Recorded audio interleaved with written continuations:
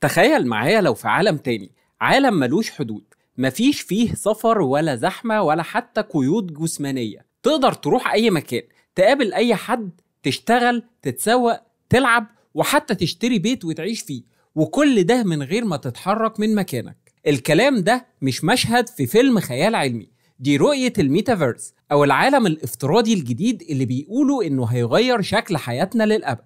لكن هل هو فعلا مستقبل الإنترنت؟ ولا مجرد موضة وهتنتهي؟ وهل ممكن نلاقي نفسنا عايشين فيه أكتر من حياتنا الحقيقية؟ الأسئلة كتير والأجوبة مش سهلة، فخلونا نغوص مع بعض في عالم الميتافيرس ونكتشف حقيقته. أهلا بيكم ويلا بينا نعرف حقيقة الميتافيرس وتأثيره على حياتنا. عشان نكون واضحين، الميتافيرس مش مجرد لعبة أو موقع إلكتروني، لكنه كون افتراضي متكامل تقدر تدخله عن طريق نظارات VR اللي هي بتاعة الواقع الافتراضي، أو تقنيات AR اللي هو الواقع المعزز، وبتنتقل جواه بحرية كأنك موجود فيه فعلا. تخيل نفسك جوه لعبة، بس اللعبة دي بقت نسخة موازية للعالم الحقيقي، يعني تقدر تبني بيت أو تشتغل أو تحضر حفلات وكمان تقابل ناس. واللي أغرب من كده إن اللي بتعمله جوه الميتافيرس ممكن يكون ليه تأثير حقيقي على حياتك بره، سواء في الفلوس أو الشغل أو حتى العلاقات الاجتماعية.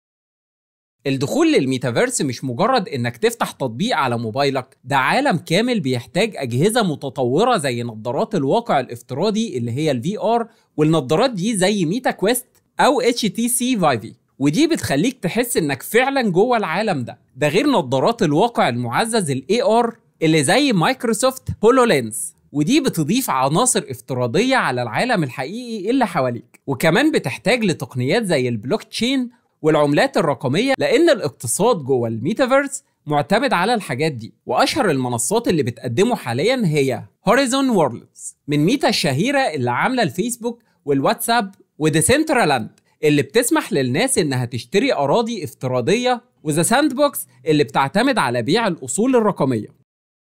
الإنترنت اللي احنا عارفينه دلوقتي بيعتمد على التصفح، يعني بتفتح موقع أو تطبيق علشان تتفرج على فيديو أو تقرأ مقال أو حتى تكتب بوست. لكن في الميتافيرس مفيش تصفح، انت عايش جوه الإنترنت نفسه. يعني مثلا بدل ما تدخل على زوم عشان تحضر اجتماع في شغلك، هتدخل مكتب افتراضي وتقعد على ترابيزة افتراضية مع زمايلك بس الحقيقيين كأنهم في نفس القاعة، رغم ان كل واحد في بلد مختلفة.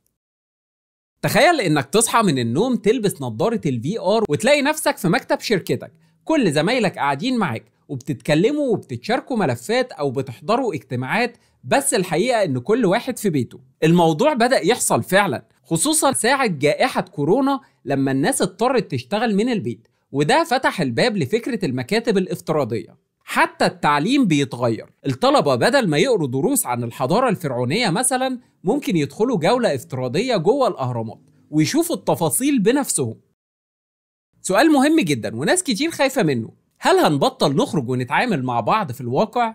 لو كل حاجة بقت في الميتافيرس، هل ده معناه إن الناس هتفضل قاعدة في البيت؟ الحقيقة إن التكنولوجيا دي ممكن تساعدنا نتواصل أكتر، بس في نفس الوقت لو استخدمناها غلط ممكن نخسر حياتنا الاجتماعية الحقيقية. بمعنى إن كل واحد فينا لازم يكون عنده التوازن، بحيث إننا نستفيد من التكنولوجيا، لكن في نفس الوقت ما ننساش إن الحياة الحقيقية فيها حاجات مش هيعوضها أي عالم افتراضي. من شوية اتكلمنا عن حاجات ممكن تتصدق عادي، لكن دلوقتي لو في حد بيتفرج على الفيديو ده والموضوع كله لسه جديد بالنسبة له، مش هيصدق اللي هنتكلم فيه ده. تعرف ان في ناس دلوقتي بتشتري اراضي وعقارات جوه الميتافيرس بمئات الالاف من الدولارات؟ في شركات بقت تعمل محلات هدوم افتراضية، والناس بتشتري هدوم لأفاتارها اللي هي الشخصية الافتراضية بتاعتها، بس بتشتريها بفلوس حقيقية. العملات الرقمية اللي زي البيتكوين والإيثيريوم بقت وسيلة الدفع الأساسية، وكمان ظهرت حاجة اسمها NFTs، ودي عبارة عن ممتلكات رقمية فريدة، ممكن تكون لوحات أو تصاميم أو حتى هدوم لشخصيتك الافتراضية. الألعاب كانت ولسه لحد دلوقتي جزء ضخم من الميتافيرس، بس دلوقتي الموضوع بقى أكبر بكتير، مش بس مجرد لعب. يعني دلوقتي بقى في حفلات حقيقية جوه ألعاب زي الفورتنايت وروبلوكس. وتخيل معايا كده تحضر حفلة ترافيس سكوت أو أريانا جراندي من بيتك، لكن هتحس إنك هناك ووسط الجمهور بتتفاعل معاهم كأنك واقف في الاستاد فعلا.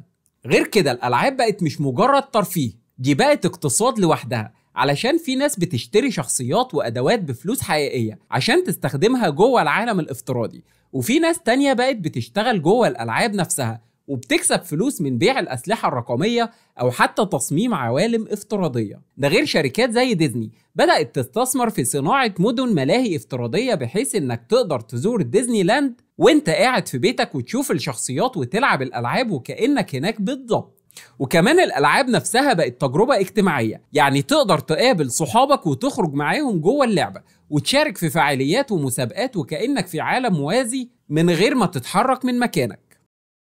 وهنا نيجي لأخطر نقطة، لو دلوقتي حسابك على فيسبوك أو إنستجرام اتسرق بتبقى مشكلة، صح؟ لكن تخيل لو حد قدر يسرق شخصيتك الافتراضية جوه الميتافيرس أو ينتحل هويتك ويتعامل باسمك. في كمان مشاكل تانية زي سرقة البيانات وانتهاك الخصوصية والاحتيال الرقمي، عشان كده لازم الشركات الكبيرة تشتغل على قوانين أمان تحمي المستخدمين، وإلا هنبقى عايشين في عالم رقمي مليان مخاطر وحرفياً ما فرقش حاجة عن العالم الحقيقي في السرقة والإجرام. في ناس بتقول إن كل الضجة اللي حوالين الميتافيرس هتنتهي قريب زي ما حصل مع حاجات كتير قبل كده، لكن الحقيقة إن كل تقنية جديدة كان دايماً في البداية بيكون عليها جدل.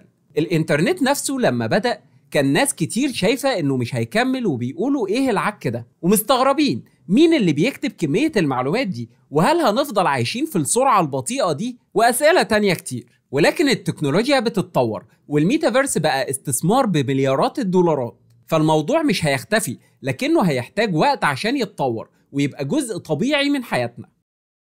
السؤال اللي يفضل في دماغنا هو: هل إحنا فعلا جاهزين؟ هل عندنا التكنولوجيا الكافية عشان نعيش في عالم رقمي بالكامل؟ هل كل الناس تقدر تستخدمه ولا هيكون مقتصر على الأغنياء بس؟ هل المجتمع هيقدر يتقبله ولا هيفضل مجرد فكرة خيالية؟ الإجابة مش سهلة، لكن اللي متأكدين منه إن العالم بيتغير والتكنولوجيا بتتقدم بسرعة رهيبة. ولكن السؤال الحقيقي هو: أنت جاهز؟ الميتافيرس ممكن يكون فرصة وممكن يكون خطر، ممكن يفتح بيبان جديدة للحياة وممكن يعزلنا عن الواقع، لكن الأكيد إن العالم بيتطور، والسؤال هو: هل هنكون جزء من التطور ده؟ بس كده خلاص، مستنيينكم تكتبوا لنا في التعليقات ايه المعلومات اللي كانت بالنسبة لك جديدة ومذهلة، وايه المعلومات اللي دايما بتدوروا عليها ومش لاقيينها علشان نتكلم عنها في الحلقات اللي جاية. أهم حاجة ما تنساش تعمل لايك وسبسكرايب علشان يوصلك كل جديد، واستنونا الحلقة الجاية.